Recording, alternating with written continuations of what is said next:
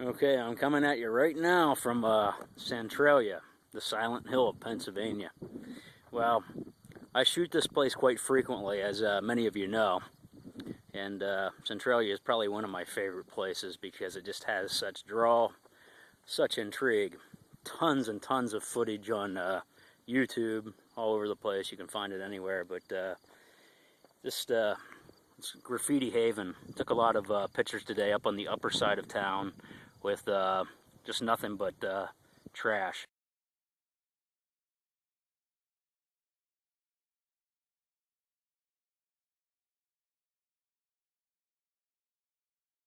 This is where the fire's pretty much moved to.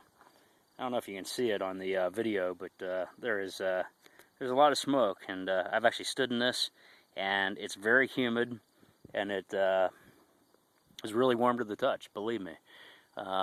So anyway, this is the old Route 61, which is now bypassed.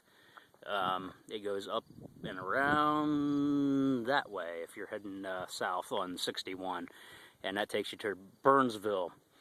And anyway, I'm just out shooting some pictures today, and I thought I'd share this with my Facebook friends for the people that have never been here. Like I say, there's just something about the draw of this place that brings me back time and time again, and I don't know. It was, like I say, I have no ties to the town itself other than the fact that the coal fire was started in 1961, way up on the other side. If you were to cross over the new bypass, up in that direction, there's a cemetery, and in 1961, Memorial Day actually of 1961, a trash fire was accidentally started, and it's been going ever since 1961. So this is really indeed the real Silent Hill. I'm going to be camping here probably for quite a while, actually, so gonna get some nighttime exposure shots. And you know what, it's a really quiet day around here, and I seem to be the only one around, so I'm gonna go back to my car, grab some more gear, and set up shop for the night, and this is where I'll be.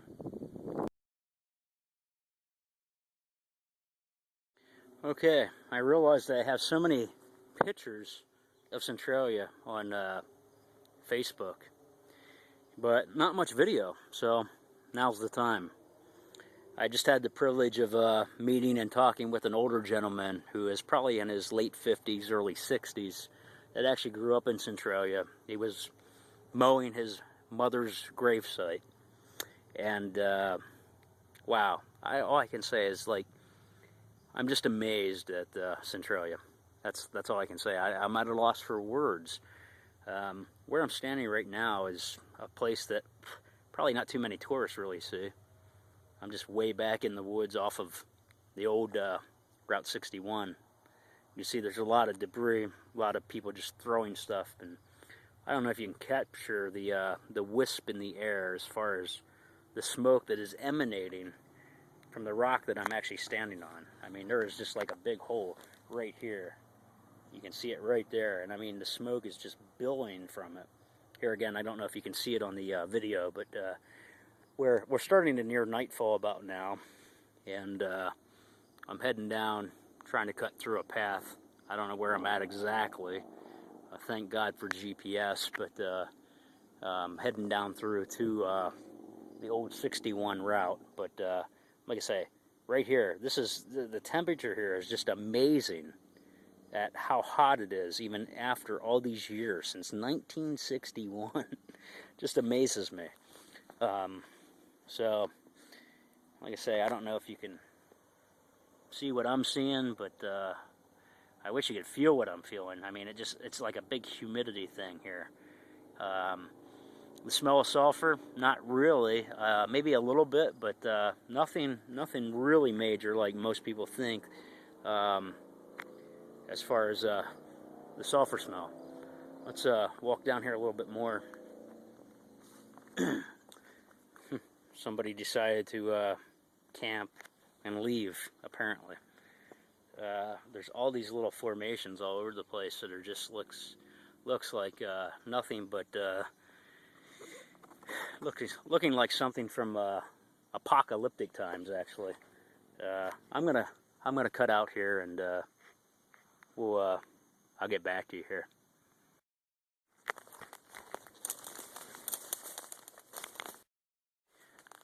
Yeah, it looks like we're getting close to the 61, old 61 here. I told you I had a chance to talk with a guy that actually grew up here, who was in his late 50s, early 60s, and I inquired about a gentleman by the name of John Lakaitis. John actually was part of a documentary a couple years ago called The Town That Was. And all of a sudden I realized that I never thought that John would be a sellout of his home. But his home's gone now.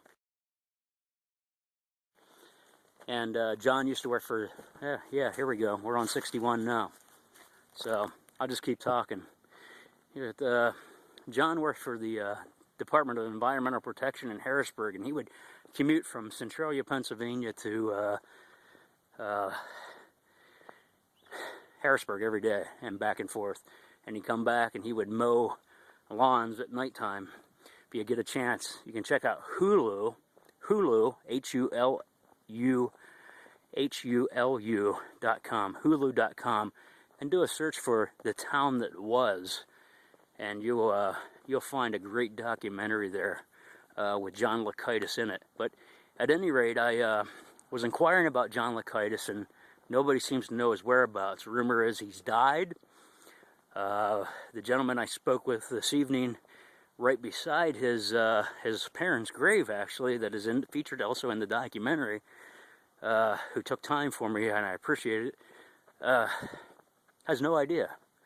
He knew of him from growing up in Centralia, but like any other town, it's one of those where you kind of would have lost your neighbors, because it was a half-decent sized town. It wasn't huge, but it was, you know, everybody knew a lot of people, but at the same time, he knew of him, but didn't even realize that the Lakaitis grave was right beside where I was talking to him at, until I pointed it out. But anyway, this is old Highway 61, so if you can envision people driving down through here. In fact, the documentary shows buses going down through this route.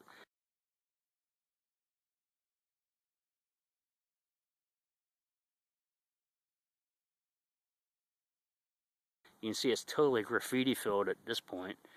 And I showed you some of this earlier in this little documentary by me. But I'm going to go down here, and we're going to set up for a nighttime photo shoot. It's currently about 7:45, so night will come quickly. And my goal is to get set up. I can see some smoke down there billowing out of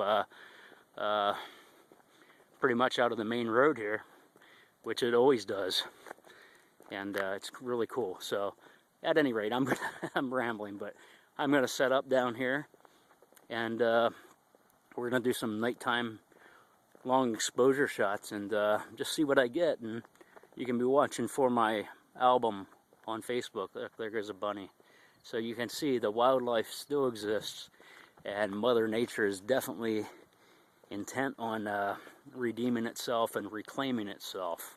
So for now, until I get down here to this main substance where the fire is still brewing after all these years, well, we'll set up, and hopefully I can show you some more, and I'll get set up. We'll go from there. Just amazing that the fault line of this fire could cause such devastation. Almost looks like it could be a Pompeii of some sort on Highway 61. Let's take you where I go. See all kinds of devastation here. Wow, I'm actually walking on hot coals. Imagine that. You can see this is all just charred. It's all just grilled, literally. Let's get down here in this little crevice, and you can see what I'm seeing. Just amazing. People obviously litter, as they do all the time, but some of this is just asphalt. Other chips and bits of it are actually anthracite coal. I can smell a little bit of toxic fumes here. Nothing major. But wow. I'm just so happy I can share with you some of the different places I go, some of the different things I see, and I hope you enjoy this. I think my first time here at Centralia was some part in the early part of 2009, right after I quit smoking, and I took up photography. And some of you actually, if you look through some of my photos, you might recall this shot. And this is just a kind of unique shot for me that I kind of revisit on a frequent basis. The graffiti's got a lot worse over the past couple years. Kind of sad. And, well, as you can see, well, yeah, well, yeah, they definitely emptied that can, no doubt. But here again, the graffiti's gotten a lot worse, and you know, you probably really can't appreciate this like I can appreciate it, because I've seen so much go since the last time, and the previous time, and the time before that I've been here.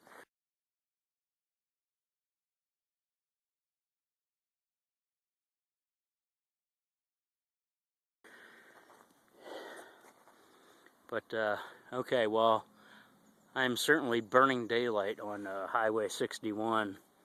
Only one around here other than the locals. That it now exists of about five people who are in Supreme Court at this point, trying to fight to stay in their homes after this many years of Centralia. So, anyway, I better get rolling if I want to get these nighttime shots in and get back up through. Fortunately, I got a road I can follow. Wow, it's definitely dark here. Well, I'm